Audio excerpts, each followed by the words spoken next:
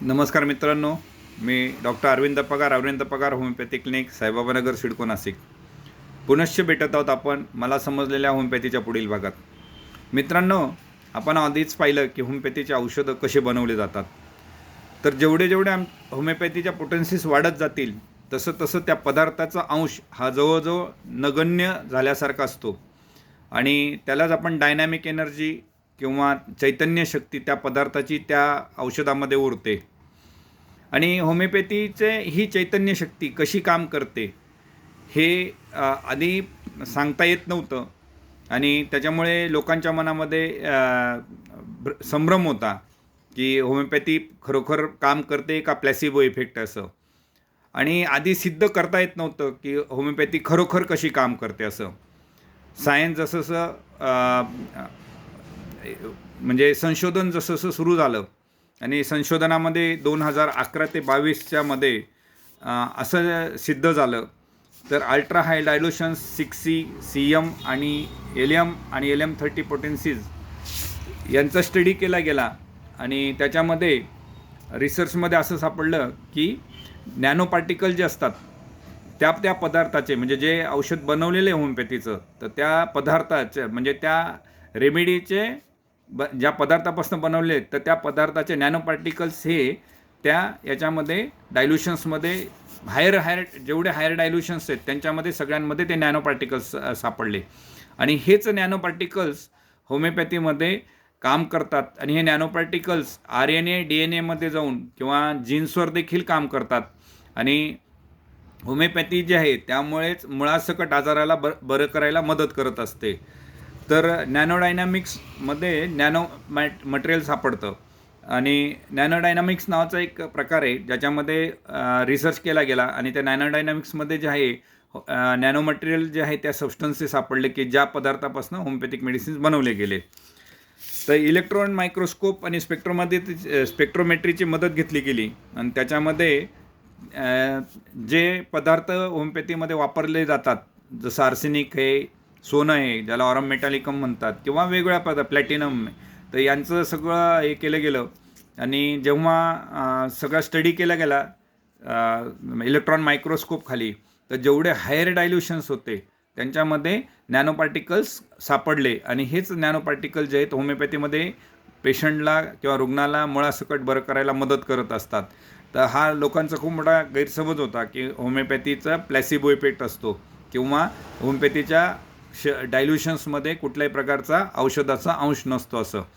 तर हे एकदम चुकीचं आहे. आता होमिओपॅथी आणि आजार बरे होण्याचे जे ऑब्स्टॅकल्स होते, म्हणजे 2 प्रकारचे आजार असतात, ॲक्यूट आणि क्रॉनिक. तर ॲक्यूट आजार जो असतो त्याला असं बेसिक काही कारण नसतं की ज्याच्यामुळे तो बरा होण्यासाठी अडथळा येईल असं.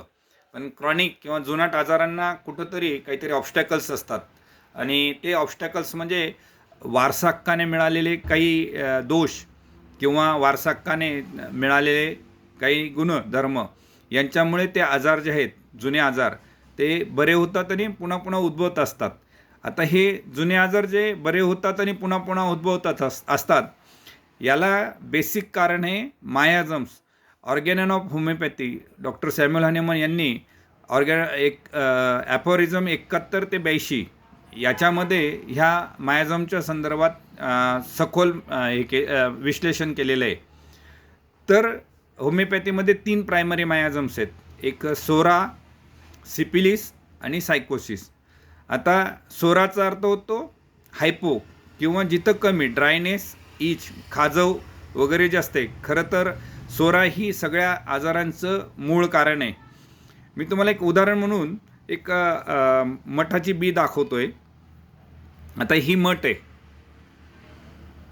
हे ड्राय मठ आहे, पूर्ण कोरडी आणि कडक आहे. तर सोरामध्ये काय असतं, ड्रायनेस ऑफ स्किन असतो आणि पूर्ण त्वचा कोरडी झालेली असते, खाजव खूप असते. किंवा जिथं कमी असेल, जिथं हायपोजाला म्हणतो आपण, तर ते सोरामध्ये येतं. नंतर येतं सायकोसिस म्हणजे काय, थोडक्यात उदाहरण सांगायचं झालं तर आपण कुठल्याही प्रकारचं कडधान्य भिजत टाकण्याच्या आधी जे असतं ते कोरडं असतं एकदम. हे मी उदाहरण म्हणून सांगतो, याचा सोरा, सिपिलिस, सायकोसिसशी काही घेणं देणं नाही आहे. फक्त आपल्याला समजावं यासाठी मी हे उदाहरण देतोय. तर ड्राय किंवा एकदम कोरडखट्ट कडधान्ये हे समजा आपण सोरिक या मायाझममध्ये धरूया. त्याच्यानंतर आपण त्याला पाण्यात भिजत ठेवलं आहे, तर ते फुगतं सायकोसिस. तर सायकोसिसमध्ये काय असतं, हायपर असतं. हायपर म्हणजे काय, तर कुठले तरी ग्रोथ्स असतात आणि त्या ग्रोथ्सला ते सायकोटिक मायाझम्समध्ये येत असतात. तर मग थोडक्यात सांगायचं झालं, मोस वगैरे जे असतील किंवा काही गाठी जे आलेले असतात किंवा सिस्ट प्रकार जे असतात, सेबेसिस सिस्ट वगैरे सारखे, डर्मोइड सिस्ट सारखे, हे सायकोटिक मायाझम्समध्ये येत असतात. सोरा हा ड्रायनेस असतो, हायपो असतो. तर सायकोसिस जे असतं, सायकोटिक मायाझम हे हायपरमध्ये जातं, म्हणजे जिथं जास्त असतं आणि सोरामध्ये हे कमी असतं. जिथं हायपो आला तिथं सोरा समजून घ्या, जिथं सायकोसिस म्हणजे जास्त आलं तर तिथं त्या ठिकाणी जास्त म्हणजे सायकोटिक मायाझममध्ये येतं. तर आता मी ही मठाची बी ही पाण्यात भिजवलेली आहे आणि ही फुगलेली आहे. तर जिथं काही फुगतं किंवा वाढतं, ॲक्युम्युलेशन असतं, दॅट इज सायकोसिस. आणि त्याच्यानंतर डिस्ट्रक्शन म्हणजे तर सिपिलिसमध्ये डिस्ट्रक्शन असतं. म्हणजे काय, तर कुठंतरी आता कॅन्सरचं आहे, कॅन्सर ओपन अप झालेला आहे, एखादा गळू आहे तो ओपन अप झालेला आहे, किंवा आता ही जी आहे हिला मूड आलेलं आहे मठच्या बीला, तर समजा ही आपण सिपिलिटिक मायाझम धरूया. का, तर ड्राय आधी मठाची बी घेतली ती कोरडी होती, तर ती सोरिक मायाझममध्ये आहे समजा. त्याच्यानंतर ती फुगली आहे, तर ती सायकोटिक मायाझममध्ये गेली आणि तिला जेव्हा मोड आलेला आहे तर ती सिपिलिटिक मायाझममध्ये गेली. थोडक्यात हे मी उदाहरण म्हणून सांगितलं. याचा आणि सोरासिपिलिस सायकोलिसिसचा ह्या मठाच्या बीशी काही संदर्भ नाही आहे. तर हे 3 जे मायाझम आहेत हे आजाराला बरं न होऊ देण्याचे मूळ कारण आहेत. आणि क्रॉनिक डिसिजेस जे असतात, जेवढे जुने आजार आहेत, तर त्याच्यामध्ये हे 3 मायाझम कन्सिडर करणं किंवा लक्षात घेणं खूप महत्त्वाचं असतं. तर ज्यावेळेस आपण कुठलेही डिसीज घेत असतो किंवा पेशंटची केस टेकिंग करतो, तर त्याच्यामध्ये कुठला मायाझम जो आहे हा त्या आजाराला बरं होऊ देत नाही आहे, हे आपण शोधून काढणं महत्त्वाचं असतं. तर आजच्या याच्यासाठी मी इथंच थांबतो आणि आपले काही पुढील शंका असतील तर मला नक्कीच विचारा. मी माझ्या परीने उत्तर देण्याचा प्रयत्न करेल. पुनश्च आपण भेटूया पुढील भागामध्ये. थँक्यू.